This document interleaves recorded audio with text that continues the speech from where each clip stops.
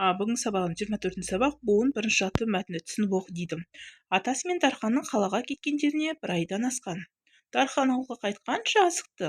Бұлардың ауылы жолдың бойынан қашық болатын. Автобус ауылдың тұсындағы аялдамаға тоқтады. Атасы екеуі автобустан түсті. Дархан ауылын қатты сағынған екен. Ата, үйлер түтін көрініп тұр, деді қуана айқайлады. Балам, туған жердің түтініне де ыстық, деді атасы. Дархан қайда барды? Дархан қалаға кетті барды. Қалада қанша уақыт болды? Бір айдан аса уақыт болды.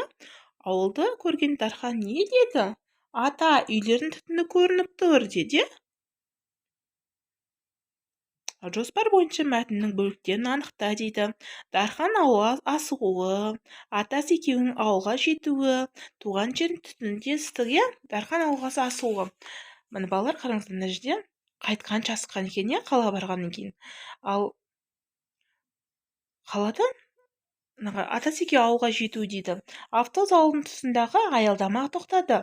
Атасы екеуі автобустан түсті, ал мына жерде Дарханның ауылдан үйлердің түтінін көрініп жатқан,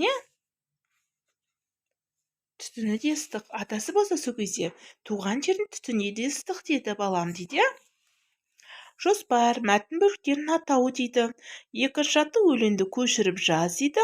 Ұлы дала ұланымын, күліп аққан бұлағымын, самғайтұғын зеңгір көкке, мен елімнің қыранымын, дейді.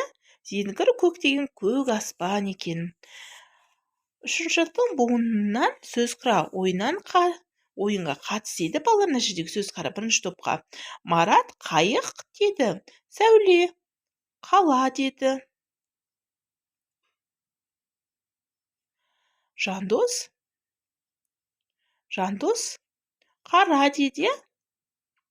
Қара, деді. Ана жерде Ажар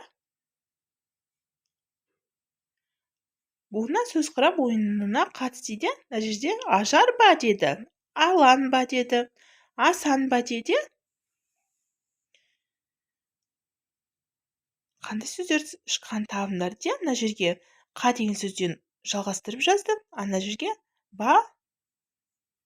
Болмаса балалар, мына жерге ба, Ажар